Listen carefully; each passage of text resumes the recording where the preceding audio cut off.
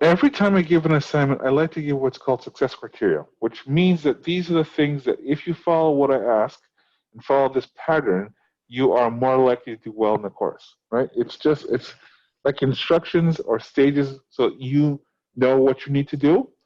And if there's a confusion, I can point back to a point of the stage saying, hey, have you done this part, which should help to make your work better. In my experience with kids, when we've done this process, the kids' work is always better because you get better at it. It's also a good way of demonstrating learning over a process.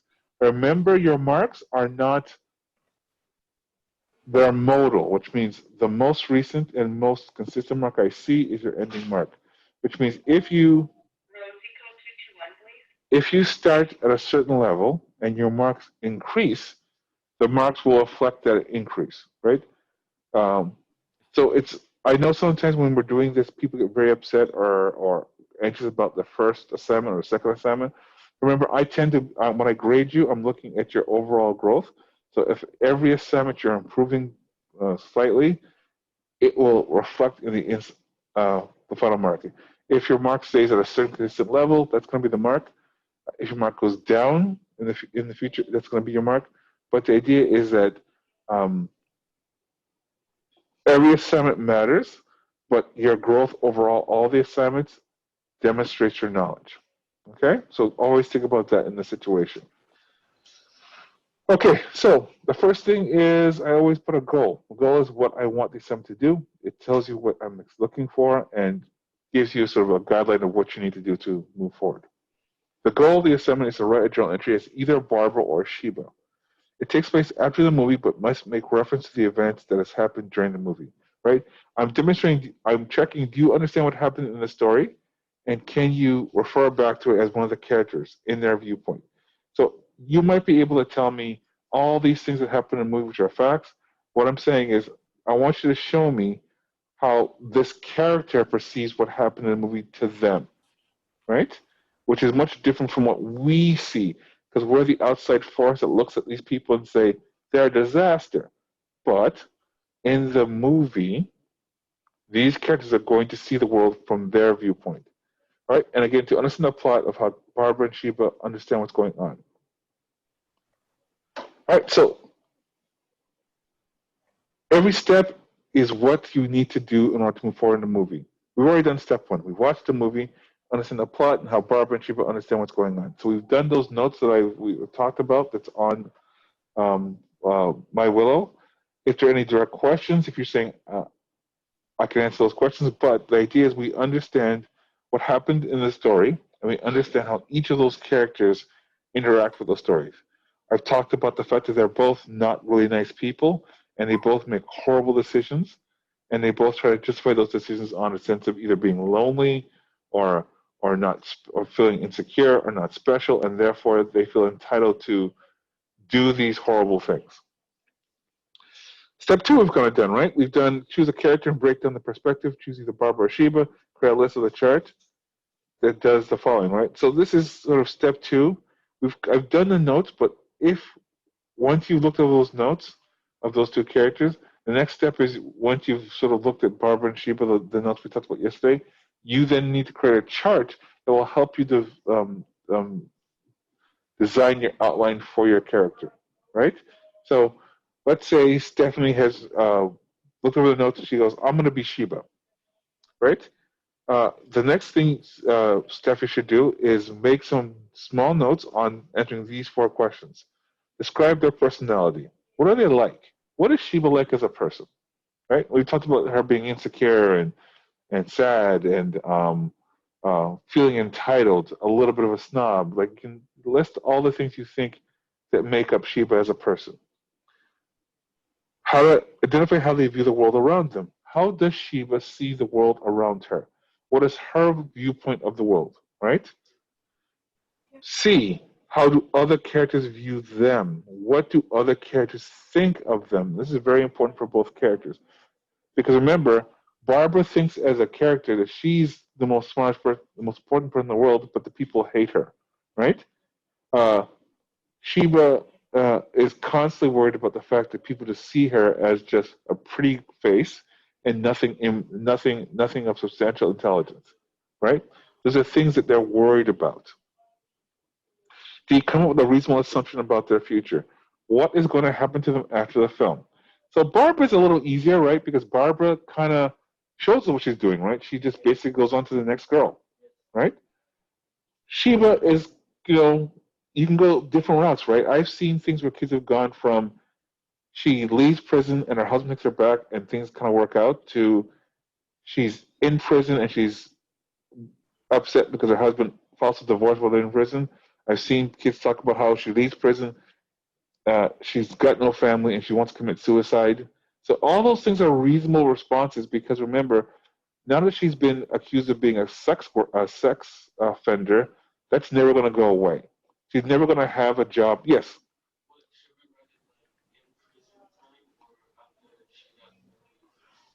So you're writing in past tense. So you could. That's a good part for. That's a good question. So for Sheba, you could do it as I'm in prison. I'm writing about this. What's happened to me? You can write about I've just left prison and I'm writing about my prison. What's happened to you? Or you can say I'm about to go to prison. I can't believe all this stuff is happening to me.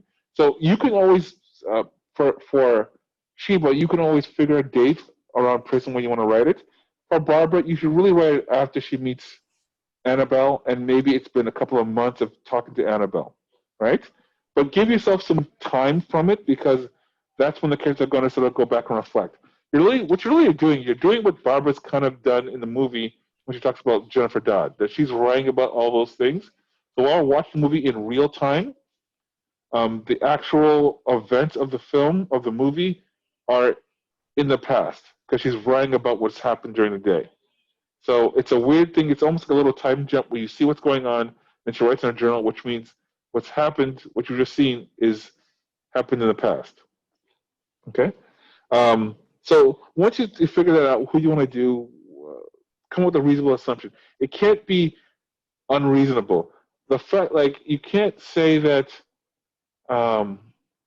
like, one student wrote that Sheba decides to go back to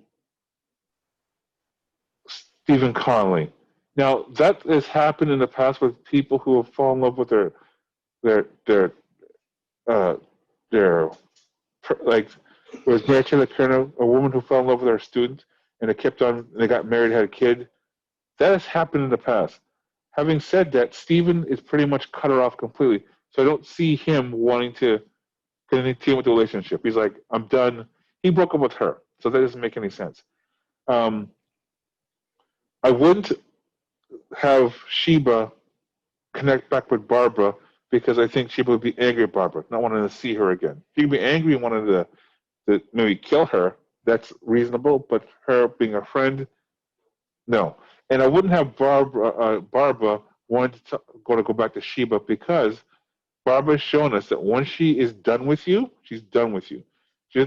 Jennifer Dodd, she barely even mentions, right? Even when she's meeting Annabelle, she talks about Annabelle in a way that, well, or she'd be like, oh, yeah, I knew that woman, but I didn't really know her. She almost pretends like I had no connection. That's the kind of sociopathic tendencies of Barbara. When she likes you, she's totally obsessed with you. But when she's done with you, she's done with you, right? You don't exist anymore. Okay, so if you move to step 3. Step 3 is the breakdown of how the outline should work. So it's a journal format. It should be one page, which is about 250 words. 1.5 spaces, Arial font is 12. So if you go like a page to a page and a half, that's perfectly enough words for the assignment. It should be 3 to 4 paragraphs. The first paragraph should be your introduction. You're going to introduce the idea of reflecting on the events of where your character is in her life, right? So, like, if you're Barbara, you say, it's been a gold star day. Annabelle and I went to another concert. Or if it's Sheba, it's like, I've been in prison for 5 months. I'm so sick and tired of this. My daughter Polly wrote me this horrible letter, and now Richard's filed for divorce. How did I get here? So it's kind of like you acknowledge this is what's going on with me right now, and go, how did I get to this place? That's your introduction. Paragraph 2, you reflect on what's happened. Discuss what's happened to you during this time. You're going to include 2 or 3 things that we know happened in the film that to demonstrate you understand what happened in the film. You discuss why your characters make the choices. Discuss your opinion of Barbara or Sheba, depending on which clue you choose, and remember that you are the hero of your story. It should come off as wrong to the audience, but right to the character, your character, which simply means when you're doing this story and you're writing it, you never acknowledge you're wrong, right? So either Barbara or Sheba, when you're talking about this, it's always, yes, these things happened, but there's a reason, right? So Barbara would focus more on, I can't believe Sheba betrayed me after all I've done to help her, right? I tried to rescue her from her failing marriage. I protected her from the choices she made. And how she betrayed me, she reads my diary. So it's a very specific thing, and for the people on Zoom as well. When you're telling a story from your own perspective, you're not going to tell the whole truth. You're going to ignore things that make you look bad, right? Think about when you're a kid. I know I was a kid and I got into a fight, and I go, my my brother hit me. I go, yeah, he hit me. And I goes, well, why'd he hit you? Well, okay, I ripped his favorite shorts, but he hit me. I didn't say here's the reason why he hit me. I just said he hit me. I make it about this is like he attacked me. So when you're doing this, yeah, you always as either character, you're going to ignore the things that make you look bad. If you're Shiva, you're going to put on like, well, I'd let it happen, and maybe I shouldn't, but it's like being drunk, and he was a nice kid, and I would try to help him. He's pretty mature for his age, and my husband's a great guy, but our love it wasn't going well, and I've been a good mom. Like you're making excuses for your behavior. You don't ever in your journal entries, guys. And when I look at your outlines, I'll look for that. I'm going to make sure that I'll say, hey, you are kind of taking responsibility. Neither character is going to take responsibility, right? Even when they had that fight at the end of the movie, neither of them are taking responsibility. They hear that they're wrong, but neither of them say, you know what? I've made the wrong choice. I'm sorry. Okay? Um, so that's paragraph 2. Paragraph 3 is your future. What's going to happen to you next? Barbara has a new friend, and she was going to jail for 10 months. So again, that depends on how you want to do it. For Barbara, I would say specifically for Barbara, establish that you've been hanging around Annabelle for a bit of time, right? I've had students do it where she says Annabelle and I are good friends and things are going well, but there's a boyfriend that she kind of says, "Ooh, I need to do something about that," right? Like there's some trouble in the future she alludes to, but it's like I'll handle it. For Shiva, I've always told it depends on where you want to go. You can do again. The 3 parts you could start your journal entry. You're about to go to prison and you're writing about this because you're nervous. You're in prison trying to survive and you're writing about it because you're nervous, or you left prison and you're trying to live your life and you're writing about this. I would shy away from the fact of Shiva. Shiva should not. It should not all work out for Shiva. Even if she gets back with her husband, it should be, but her husband is always monitoring her, and she feels that her husband doesn't trust her, and her kids are like, her son probably doesn't really understand what's going on, but her daughter is constantly angry with her. So it can't be she left prison and everything's fine and they all love her again. I think there should be some sort of struggle she goes through because I think if you see the end of the movie, she clearly suffers more than Barbara, right? Barbara gets to retire. Barbara gets to keep most of her anonymity intact. She's lonely, but she doesn't go to prison, right? Where Sheba gets a label as a sex offender. And again, once you have that label, it is very hard to live a life with that label because you can't have certain jobs, right? Any job you get, you're red flagged. You can't live in certain areas because people don't want you in those areas. Her life, ostensibly, as a working professional, is pretty much over. No one's going to hire a sex offender, right? So that thing, she's got to have that in your journal entry, that kind of depression that's there, right? The way that, and with Barbara, her retirement. She just have a new friend. But remember, Barbara is constantly afraid of the fact that she'll be alone, that this won't work out with Annabelle. So she's going to cling to Annabelle really tightly because she figures, if this doesn't work out, what am I going to do now, right? I'm getting older. It's hard to find people. What am I going to do? Also, remember, Barbara is never going to admit she's gay, right? She's going to say a new friend, we'll build a life together, new possibilities, but she's never going to admit that it's nothing more than just wanting a deep way, a companion, right? She's going to use euphemism, a companion, someone to share my life with, but she's never going to say someone I love. She's just never going to say those words.